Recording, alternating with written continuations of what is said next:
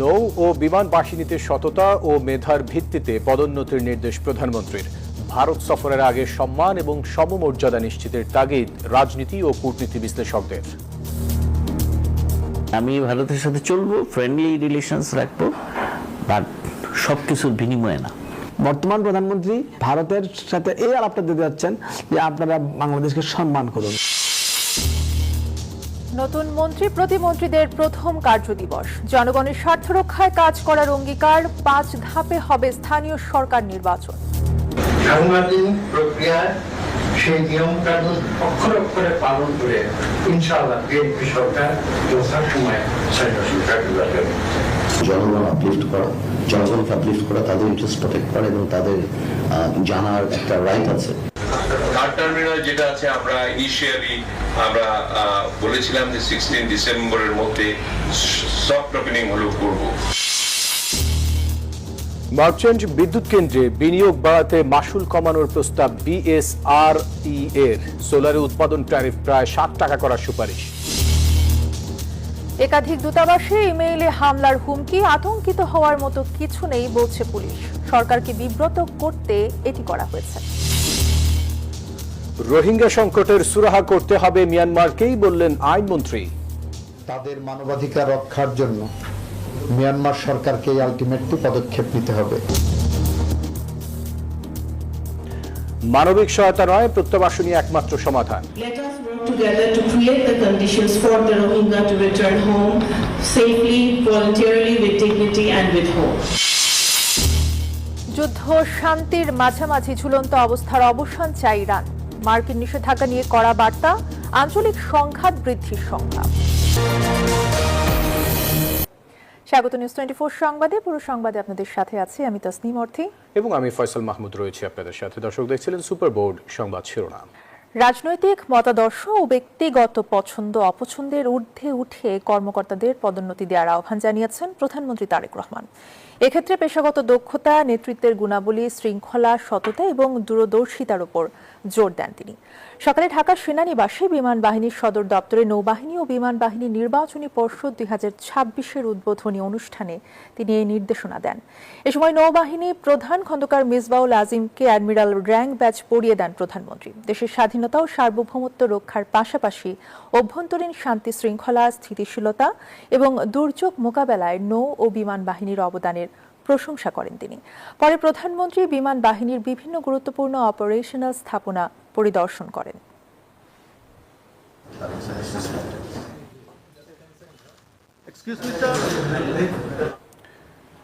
প্রধানমন্ত্রীর ভারত সফরের আগে বাংলাদেশের সম্মান এবং সমমর্যাদা নিশ্চিত করতে হবে আমন্ত্রণকারী দেশটিকে, এমনটি মনে করছেন বিশ্লেষকরা।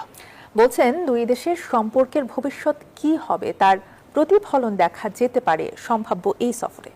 তাদের মতে ভারতের আমন্ত্রণ প্রধানমন্ত্রী গ্রহণ করেছেন কিনা তা পররাষ্ট্র মন্ত্রণালয়ের পরিষ্কার করা উচিত। আরো জানাচ্ছেন শাহ আলী জন।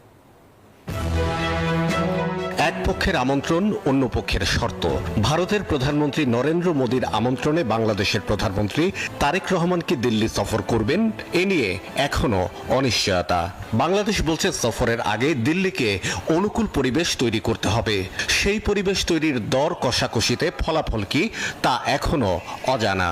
আমি যদি সেখানে অলমোস্ট 1 মাস ধরে যদি আমি এটাই করি, যাব কি যাব না, যাব কি যাব না, তারপর যদি আমি শেষ সময় যাই, তাহলে আবার সবাই বলে তুমি এতদিন কেন করলাম, আমরাও একটু প্রস্তুতি নিতে পারতাম। বিশ্লেষকরা মনে করেন ভারতের সঙ্গে সম্পর্ক এগিয়ে নেওয়ার সুযোগ আছে, তবে তা অতীতকে ভুলে নয়। যে কথাটা বলা হয় চোখে চোখ রেখে কথা বলা, আমি এটার বিরোধী না। আমি ভারতের সাথে চলবো, ফ্রেন্ডলি রিলেশনস রাখবো, বাট সবকিছুর বিনিময়ে না। এই জায়গাতেই বার্গেনিংটা হচ্ছে যে আমি সম্মান হারিয়ে ভারত যাব নাকি আমি সম্মানটা নিয়ে ভারতে যাব। বর্তমান প্রধানমন্ত্রী জনাব তারেক রহমান ভারতের বিরোধিতা করছেন বলে আমি মনে করি না। আমি মনে করি তারা ভারতের সাথে এই আলাপটা দিতে যাচ্ছেন যে আপনারা বাংলাদেশকে সম্মান করুন। সাবেক প্রধানমন্ত্রী শেখ হাসিনাকে ফেরত চায় বাংলাদেশ। দাবি রয়েছে ওসমান হাদির হত্যাকারীদের ফিরিয়ে দেয়ারও। ভারত সফরের আগে এই বিষয়গুলোর মীমাংসা নিয়ে প্রশ্ন তুলতে পারে ঢাকা, বলছেন বিশ্লেষকরা। একই সঙ্গে প্রধানমন্ত্রীকে ব্রিক্স সম্মেলনে অংশ নেয়ার আমন্ত্রণও জানিয়ে রেখেছে ভারত, যে সম্মেলন হবে দিল্লিতে। এই অবস্থায় ভারত সফর নাকি শুধু সম্মেলনে অংশগ্রহণ করবেন তারেক রহমান? বিশ্লেষকরা বলছেন প্রসঙ্গ একটি হোক বা দুটি, দিল্লি গেলে কিছু অর্জনের সুযোগ তৈরি হবে। বাংলাদেশের এখন বড় এটা হলো যে আমার একটা বিশাল ইমেজ তৈরি করতে হবে। যেই কাঠামোর মধ্যেই আমাকে আমন্ত্রণ করুন না কেন, আমার একটা সুযোগ আছে আমার একাধিক দেশের এবং রাষ্ট্র সরকার প্রধানের সাথে দেখা করা। কারণ তাদের সাথে আমি এককভাবে যদি দেখা করতে চাই তাহলে হয়তো 5-6 বছরই লেগে যাবে, তাই না? তো আমি সেই সুযোগটা হারাবো কেন, বিশেষ করে যেখানে আমার বড় ধরনের ইনভেস্টমেন্ট দরকার।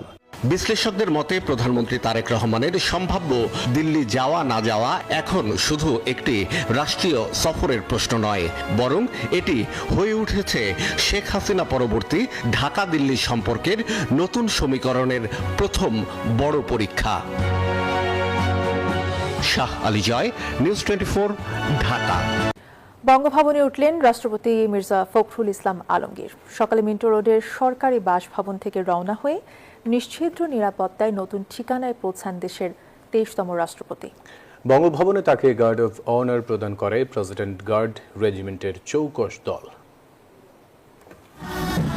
জাতীয় পতাকাবাহী গাড়ি আর কঠোর প্রটোকলে বঙ্গভবনের দিকে এগিয়ে চলে দেশের 23তম রাষ্ট্রপতির সুসজ্জিত গাড়িবহর। তাকে বরণ করে নিতে রাজপথ থেকে বঙ্গভবন সবখানে ছিল উৎসবমুখর পরিবেশ। রাষ্ট্রপতির আগমন ঘিরে বঙ্গভবন ও এর আশপাশের পুরো এলাকা কয়েক স্তরের নিশ্ছিদ্র নিরাপত্তা বলয়ে বসানো হয় কড়া নজরদারি চৌকি। বঙ্গভবনে পৌঁছানোর পর নতুন রাষ্ট্রপতিকে স্বাগত জানান সামরিক ও বেসামরিক ঊর্ধ্বতন কর্মকর্তারা। প্রেসিডেন্ট গার্ড রেজিমেন্ট পিজিআর-এর একটি চৌকস দল নতুন রাষ্ট্রপ্রধানকে ঐতিহ্যবাহী গার্ড অফ অনার প্রদান করে। রাষ্ট্রপতি সালাম গ্রহণ করেন এবং কুচকাওয়াজ পরিদর্শন করেন। গত শুক্রবার সন্ধ্যায় বঙ্গভবনের দরবার হলে রাষ্ট্রপতির শপথ গ্রহণ করেন মির্জা ফখরুল ইসলাম আলমগীর। রাজু মাহমুদ, নিউজ 24, ঢাকা।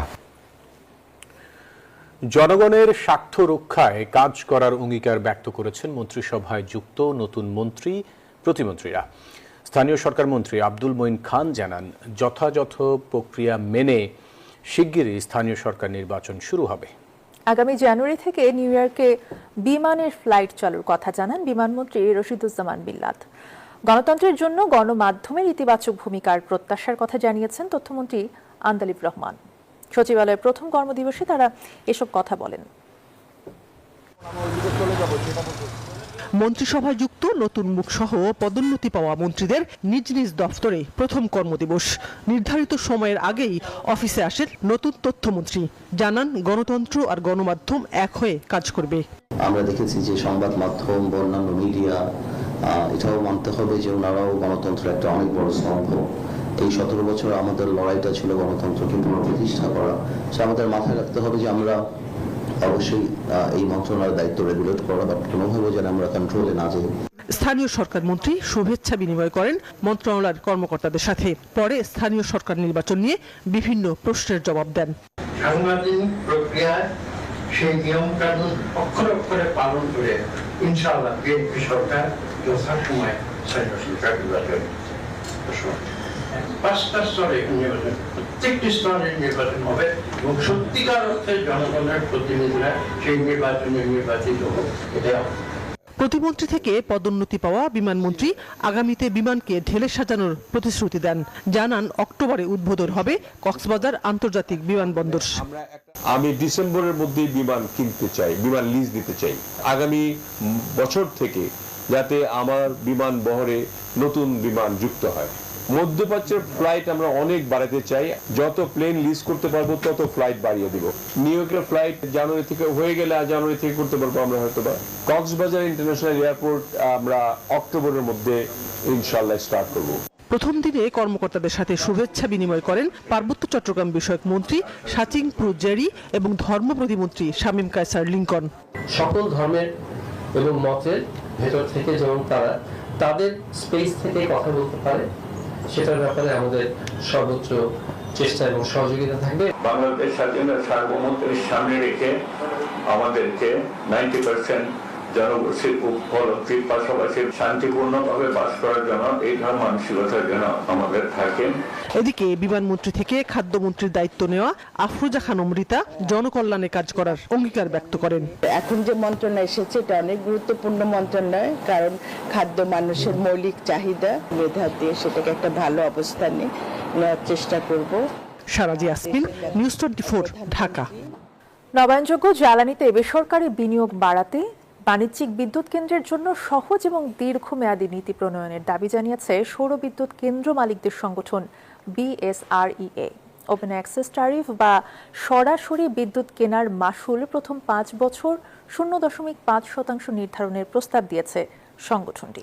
রোববার BERC আয়োজিত গণশুনানিতে সব প্রস্তাব তুলে ধরা হয়। অন্যদিকে সৌরবিদ্যুতের উৎপাদন ট্যারিফ ইউনিট প্রতি 6 টাকা 48 পয়সা নির্ধারণের সুপারিশ করেছে BERCর কারিগরি মূল্যায়ন কমিটি। দেশে বেসরকারি বিনিয়োগে নবায়নযোগ্য জ্বালানি সম্প্রসারণের নতুন মডেল মার্চেন্ট পাওয়ার প্ল্যান্ট। তবে এই খাত এখনো প্রাথমিক পর্যায়ে রয়েছে, তাই বিনিয়োগ টানতে নীতিগত সুবিধা ও দীর্ঘমেয়াদী নিশ্চয়তার উপর জোর দিচ্ছেন উদ্যোক্তারা। রাজধানীতে BERC গণশুনানিতে একগুচ্ছ প্রস্তাব দিয়েছে সৌর বিদ্যুৎ কেন্দ্র মালিকদের সংগঠন Bangladesh sustainable and renewable energy association. Against the prevailing grid rate of about 10.88, if wheeling, receiving, cross-subsidy, system use and other charges push the open access tariff toward 3 taka per kilowatt hour, renewable power becomes commercially unattractive to the very industries that need it most. সংগঠনটির দাবি, প্রথম 5 বছর tariff কম রাখা গেলে নতুন বিনিয়োগ আসবে, বাড়বে পরিচ্ছন্ন জ্বালানির ব্যবহার। পাশাপাশি ডিস্ট্রিবিউশন কোম্পানি ত্রুটিতে গ্রিডে বিদ্যুৎ দিতে না পারলেও কেন্দ্র উৎপাদনের জন্য প্রস্তুত থাকলে দিতে হবে ডিম জেনারেশন ক্ষতিপূরণ।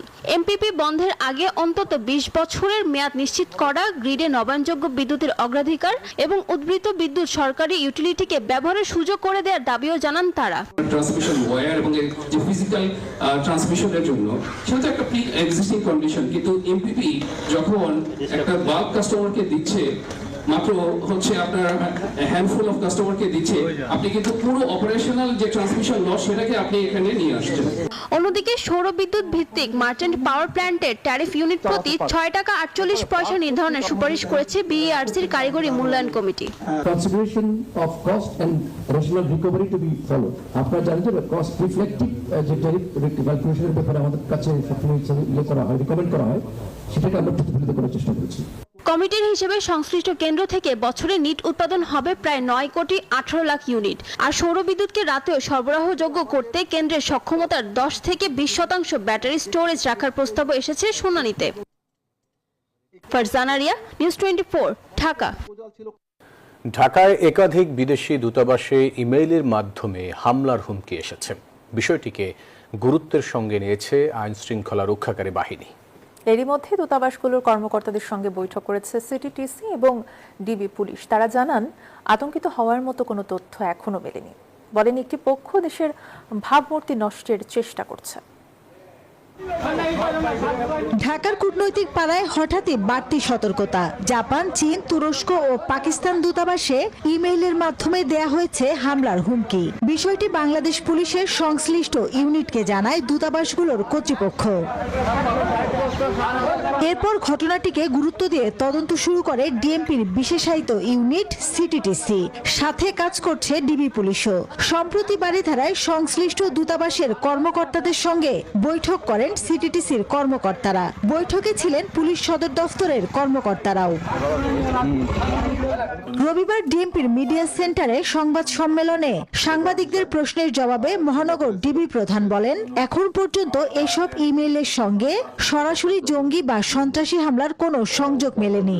আমাদের যে রাষ্ট্রদূতগণ আছেন বা বিভিন্ন এমবাসি আছে, তারা তো আমাদের তাদেরকে আসলে কিছুটা ভীত সশস্ত্র করার জন্য, এটা আমি বলবো যে এটা দেশবিরোধী একটা অপতৎপরতা অত্যন্ত গুরুত্বের সঙ্গে দেখি এবং আমরা আশাবাদী যে এটা আমরা উদ্ঘাটন করব। এই নেপথ্যে যারা আছে তাদেরকে আমরা আইনের আওতায় নিয়ে আসতে পারবো। হুমকির উৎস উৎস খুঁজতে এখন গুরুত্ব পাচ্ছে ইমেইলের ডিজিটাল ফরেনসিক বিশ্লেষণ। ইমেইলের উৎস, প্রেরকের পরিচয় এবং সংশ্লিষ্ট ডিজিটাল ফুটপ্রিন্ট বিশ্লেষণ করছে পুলিশ। এরই মধ্যে ঢাকার কূটনৈতিক এলাকাগুলোতে নিরাপত্তা বাড়ানো হয়েছে। ব্যক্তির সঙ্গে তার সখ্যতা হয়। মাসুদা লাবণী, নিউজ 24, ঢাকা। রোহিঙ্গা সংকট মিয়ানমারের অভ্যন্তরীণ বিষয়, তাই এই সমস্যার সমাধানে তাদেরকেই উদ্যোগী হতে হবে বলে মন্তব্য করেছেন আইনমন্ত্রী আসাদুজ্জামান। জাতীয় প্রেস ক্লাবে এক অনুষ্ঠানে তিনি এই কথা জানান। গুলশানে আরেক অনুষ্ঠানে পররাষ্ট্র প্রতিমন্ত্রী শামা ওবায়েদ প্রত্যাবাসন প্রক্রিয়া দ্রুত করতে আন্তর্জাতিক সম্প্রদায়কে এগিয়ে আসার আহ্বান জানান। নির্যাতন ও গণহত্যার মুখে 2017 সালের 25 আগস্টের পর রাখাইন রাজ্য থেকে বাংলাদেশে স্রোতের মতো ঢুকতে শুরু করে রোহিঙ্গারা। বাংলাদেশে আশ্রয় নেওয়ার 9 বছর উপলক্ষে গুলশানে সেমিনারে আয়োজন করে ডিক্যাব ও Oxfam. EU ambassador Michael Miller সহ আগত বক্তারা বলেন, রোহিঙ্গা সংকট সমাধানে অর্থ সহায়তার পাশাপাশি স্থায়ী সমাধান জরুরি। এ সময় রাজনৈতিক অংশীদারিত্বের উপর গুরুত্ব আরোপ করেন বক্তারা। A durable solution ultimately requires conditions in Myanmar that allow Rohingya people to return voluntarily, safely, and with dignity. We as the EU, we are ready to identify what sustainable and safe and dignified return conditions look like. প্রত্যাবাসনের যাচাই প্রক্রিয়ায় বাংলাদেশের রোহিঙ্গা শিবিরে জন্ম নেওয়া শিশুদেরও অন্তর্ভুক্ত করার আহ্বান জানান পররাষ্ট্র প্রতিমন্ত্রী। Let us work together to create the conditions for the Rohingya to return home safely, voluntarily, with dignity and with hope. That is not merely a humanitarian imperative, it is a political responsibility, it is a moral responsibility, and it is a responsibility that the international community must shoulder together. জাতীয় press ক্লাবে এক অনুষ্ঠানে আইনমন্ত্রী বলেন, রোহিঙ্গাদের মানবাধিকার রক্ষায় Myanmar সরকারকেই কার্যকর পদক্ষেপ নিতে হবে। যেটা মিয়ানমারের অভ্যন্তরীণ সমস্যা, রোহিঙ্গারা মিয়ানমারের নাগরিক, মিয়ানমারের জনগোষ্ঠী, মিয়ানমারের মানুষ, তাদের মানবাধিকার রক্ষার জন্য মিয়ানমার সরকারকে আলটিমেটলি পদক্ষেপ নিতে হবে। রোহিঙ্গা সংকট মিয়ানমারের অভ্যন্তরীণ সংকট, তবে বাংলাদেশ সরকার বিষয়টিকে মানবিক দৃষ্টিকোণ থেকে দেখছে। বাংলাদেশ সরকার এটাকে দেখছেন মানবিক দৃষ্টিকোণ থেকে। আরিফুল ইসলাম, নিউজ 24, ঢাকা। গণভোটের রায় বাস্তবায়ন ও জুলাই গণ অভ্যুত্থানের আকাঙ্ক্ষা পূরণ না করলে জনগণকে সঙ্গে নিয়ে সরকারকে উপযুক্ত জবাব দেওয়ার হুঁশিয়ারি দিয়েছে 11 দলীয় ঐক্য। একই সঙ্গে আগামী 5 সেপ্টেম্বর ঢাকা চট্টগ্রাম লং মার্চের কর্মসূচি ঘোষণা করেছে জোটটি। বিকেলে বিরোধী দলীয় নেতার বাসভবনে 11 দলীয় ঐক্যের শীর্ষ বৈঠক অনুষ্ঠিত হয়। এতে সভাপতিত্ব করেন বিরোধী দলীয় নেতা ও বাংলাদেশ জামায়াতে ইসলামের আমির ডাক্তার শফিকুর রহমান। বৈঠক শেষে ব্রিফিংয়ে নেতারা জানান, 11 দল ঐক্যবদ্ধভাবে লং মার্চ সফল করবে। আগামী 5 সেপ্টেম্বর ঢাকা চট্টগ্রাম লং মার্চের সূচনা পর্বে রাজধানীতে জনসমাবেশ হবে। পথে বিভিন্ন পয়েন্টে পথসভা করা হবে। পরবর্তী সময়ে ধারাবাহিকভাবে সারা দেশে লং মার্চ কর্মসূচি পালন করা হবে। আছে টোটাল আন্দোলনের ধারাবাহিক একটা আন্দোলনের কর্মসূচি এবং দাবি দাওয়া নিয়ে আমরা অগ্রসর হচ্ছি। আপনারা সকলে জানেন, সেখানে গণভোটের রায় বাস্তবায়নটা হলো আমাদের প্রধান দাবি। স্বরাষ্ট্রমন্ত্রী যেটা বলেছেন, এটা আসলে উনি গণভোটের যে গণরায় এবং যে গণভোট যে আদেশ, সে আদেশের বিরুদ্ধে উনি কথা বলছেন। সরকার দল যে সংবিধান সংস্কার পরিষদের শপথ না নিয়ে তারা একটা গভীর সাংবিধানিক সংকট তৈরি করেছে, রাজনৈতিক সংকট তৈরি করেছে এবং গণ অভ্যুত্থানের সাথে প্রতারণা করেছে। রংপুর জেলা স্কুলের অবসরপ্রাপ্ত শিক্ষক সহ তার পরিবারের 4 জনকে হত্যা করেছেন মাদক সেবীরা। তাদেরকে মাদক সেবনে বাধা দেয় রংপুরের মাছুয়াপাড়ায় এই ঘটনা ঘটে বলে জানায় পুলিশ। এরই মধ্যে গ্রেফতার হয়েছেন 2 জন। সুজন আহমেদের তথ্যচিত্রে ডেস্ক রিপোর্ট। শনিবার রাতে বাসার ছাদে মাদক সেবন করছিলেন মুগ্ধ সীমান্ত। টের পেয়ে ছাদে যান অবসরপ্রাপ্ত শিক্ষক গণপতি চক্রবর্তী। তিনি তাদের মাদক সেবনে বাধা দেয়। তখন তাকে শ্বাসরোধ করে হত্যা করেন মাদক সেবীরা। এরপর একে একে তার মেয়ে আগামী চক্রবর্তী, স্ত্রী প্রীতিলতা চক্রবর্তী ও ছেলে প্রিয়ম চক্রবর্তীকে শ্বাসরোধ করে হত্যা করা হয়। সংবাদ সম্মেলনে এসব কথা জানায় পুলিশ। ভিকটিম গণপতি চক্রবর্তী স্যার যখন উপরে সাউন্ড শুনে তিনি উপরে যান। আড্ডা দেওয়ার ব্যাপারে জিজ্ঞাসা করলে, চ্যালেঞ্জ করলে আসামিরা তাদের পরিচয় প্রকাশ না করার জন্য, সমাজে তাদের যেন পরিচয় প্রকাশ না হয়ে যায়, তাৎক্ষণিকভাবে ওই স্যারের গলায় যে গামছাটা ছিল সেই গামছা দিয়ে পেঁচিয়ে উনাকে সেখানে হত্যা করেন। এ ঘটনায় পুলিশ বাদী হয়ে একটি মামলা দায়ের করে, পরে 2 আসামিকে গ্রেফতার করা হয়। সুষ্ঠু তদন্তের মাধ্যমে আমরা যেন অতি দ্রুত আমাদের পুলিশের যে করণীয় অংশটুকু চার্জশিট দাখিল করতে পারি এবং প্রকৃত আসামি তাদের যেন বিচারের আওতায় আনতে পারি, আমরা সে চেষ্টা করে যাব ইনশাল্লাহ। মানববন্ধন করে হত্যাকারীদের দৃষ্টান্তমূলক শাস্তির দাবি জানিয়েছেন রংপুর জিলা স্কুলের শিক্ষক ও শিক্ষার্থীরা। এরকম নির্ঝঞ্ঝাট, শান্ত, ঠান্ডা মানুষ আমি দেখিনি। একই সালে একই সাথে জয়েন করি, খুবই মিশুক মানুষ ছিল এবং ভদ্র ছিল। অন্য কোনো মায়ের বুক খালি নয়, এই ঘটনাতে একটা দৃষ্টান্তমূলক শাস্তির ব্যবস্থা চাই। ঘটনার সুষ্ঠু তদন্ত বিচারের দাবি জানান স্থানীয়রাও। Desk report, news 24। নওগাঁ সদর হাসপাতালে মজুদ সত্ত্বেও রোগীদের স্যালাইন না দেওয়া সহ নানা অনিয়মের প্রমাণ পাওয়ায় হাসপাতাল কর্তৃপক্ষকে সতর্ক করেছেন স্বাস্থ্যমন্ত্রী। এ সময় বাইরে থেকে স্যালাইন কেনার খরচ ফেরত দেওয়া হয় এক রোগীর স্বজনকে। আকস্মিক পরিদর্শনে গিয়ে এমন অনিয়ম দেখতে পান মন্ত্রী। এ সময় চিকিৎসককে অফিসে না পেয়ে তাকে টেলিফোন করে সতর্ক করার পাশাপাশি অনুপস্থিত দেখানো হয়।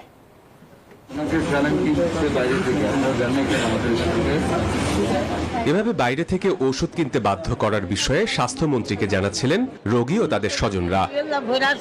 আপনি কি উন্নতি দেখতে? নওগাঁ 250 শয্যা জেনারেল হাসপাতালে আকস্মিক পরিদর্শনে যেয়ে এমন চিত্র দেখেন স্বাস্থ্যমন্ত্রী সর্দার সাখাওয়াত হোসেন। পর্যাপ্ত মজুদ থাকার পরও নার্সের নির্দেশনায় বাইরে থেকে স্যালাইন কেনায় রোগীর স্বজনকে 200 টাকা তুলে দেন। হাসপাতালের নানা অসঙ্গতি দেখতে পেয়ে ক্ষোভ প্রকাশ করেন স্বাস্থ্যমন্ত্রী। দিন মোহাম্মদ সোহেল নামের এক চিকিৎসক অনুপস্থিত থাকায় তার বিরুদ্ধে ব্যবস্থা নিতে সিভিল সার্জনকে নির্দেশও দেন তিনি। সোহেল সাহেব, কোথায় আপনি? 11:30 বাজে। এ সময় মন্ত্রী বলেন, সরকারি হাসপাতালগুলোতে সেবার মান নিশ্চিত করতে অনিয়ম, দায়িত্বে অবহেলা কিংবা কর্মস্থলে অনুপস্থিতির বিরুদ্ধে কঠোর অবস্থানে রয়েছে সরকার। এই দেশে ব্যাঙের ছাতার মতন প্রাইভেট ক্লিনিক হসপিটাল রয়েছে। গত 17 বছর এদের কোনো অ্যাকাউন্টেবিলিটি সৃষ্টি করা হয় না, তারা কারো কাছে জবাব দিই না। আমি যতক্ষণ দু একটা করে দেখতেছি, বন্ধ করতেছি, লাইসেন্স না পেলে বন্ধ করতেছি। আমাদের ডিসি সাহেবরা সিভিল সার্জনদের নিয়ে মোবাইল কোর্ট করতেছে, জরিমানা করতেছে, চেষ্টা করতেছে। এছাড়াও স্বাস্থ্যমন্ত্রী উপজেলা ও জেলা পর্যায়ের হাসপাতালগুলো আধুনিকায়ন এবং পর্যায়ক্রমে শয্যা সংখ্যা বাড়ানোর পরিকল্পনার কথাও জানান। Desk report, news 24। কুড়িগ্রামের ভুরুঙ্গা বাড়িতে সার না পেয়ে ডিলারের গুদামের দরজা ভেঙে প্রায় 10,000 কেজি সার নিয়ে গেছেন কৃষকেরা। সকালে শিলখড়ি ইউনিয়নের মুকুল হাজির মেসার্স শাহ আমানত ডিলার পয়েন্টে এই ঘটনা ঘটে। পুলিশ ও স্থানীয়রা জানান, ডিলার পর্যাপ্ত সার বরাদ্দ পেলেও কৃষকদের দিতে গড়িমসি করেন। দীর্ঘক্ষণ অপেক্ষার পর ডিলার পয়েন্ট না খোলায় কৃষকেরা গুদামের দরজা ভেঙে 50 কেজি ওজনের 197টি বস্তার 9,850 কেজি ইউরিয়া সার নিয়ে যেতে থাকে। খবর পেয়ে ঘটনাস্থলে গিয়ে পরিস্থিতি নিয়ন্ত্রণে আনে পুলিশ, রক্ষা করে বাকি সার। জানান, কৃষকদের নিয়ে যাওয়া সারও উদ্ধারের চেষ্টা চলছে। এবারে আন্তর্জাতিক প্রসঙ্গ। যুদ্ধ নয়, শান্তিও নয়, এই অচল অবস্থার অবসান চায় ইরান। শনিবার এমন মন্তব্য করেছেন দেশটির প্রেসিডেন্ট মাসুদ পেজেশকিয়ান। মার্কিন নিষেধাজ্ঞা নিয়েও তেহরান দিয়েছে কড়া বার্তা। সাফ জানিয়েছে, যুক্তরাষ্ট্রের অর্থনৈতিক যুদ্ধে উপসাগরীয় দেশগুলো সামিল হলে গুনতে হবে কঠিন মাশুল। একটি হুঁশিয়ারি, আর তাতেই নতুন করে কাঁপছে মধ্যপ্রাচ্যের হিসাব। ইরানের বার্তা, যুক্তরাষ্ট্রকে সামরিক কিংবা অর্থনৈতিকভাবে সহায়তা করা দেশগুলো হতে পারে তেহরানের সম্ভাব্য হামলার লক্ষ্য। ইরানের প্রেসিডেন্ট মাসুদ পেজেশকিয়ান বলেছেন, কোনো ধরনের ছাড় দিতে রাজি নয় তেহরান, তবে যুদ্ধ নয়, শান্তি নয়, দীর্ঘদিনের এই পরিস্থিতির অবসান চায় ইরান। যুক্তরাষ্ট্রের সঙ্গে উত্তেজনার মধ্যেই ইরানের এমন বার্তা নতুন করে তৈরি করেছে উদ্বেগ। বিশ্লেষকদের মতে এর প্রভাব শুধু সামরিক সংঘাতেই সীমাবদ্ধ থাকবে না, ছড়িয়ে পড়তে পারে আঞ্চলিক বাণিজ্য, জ্বালানি ও বিশ্ব অর্থনীতিতেও। মার্কিন চাপের জবাবে তেহরান যদি প্রতিবেশী দেশগুলোর বাণিজ্যিক কিংবা জ্বালানি অবকাঠামোকে লক্ষ্যবস্তু করে, তাহলে সংঘাতের পরিধি আরো বিস্তৃত হতে পারে। তবে এখনো সবচেয়ে বড় শঙ্কা হরমুজ প্রণালীকে ঘিরেই। কারণ বৈশ্বিক জ্বালানি বাণিজ্যের গুরুত্বপূর্ণ একটি অংশ এই জলপথের উপর নির্ভরশীল। ফলে ইরানের পরবর্তী পদক্ষেপ এবং যুক্তরাষ্ট্র ও তার মিত্রদের প্রতিক্রিয়াই এখন নির্ধারণ করবে সংকট সীমিত থাকবে নাকি ছড়িয়ে পড়বে পুরো অঞ্চলে। আসমাতুলি, নিউজ 24। আর এই ছিল সংবাদে। সাথে থাকায় ধন্যবাদ সবাইকে।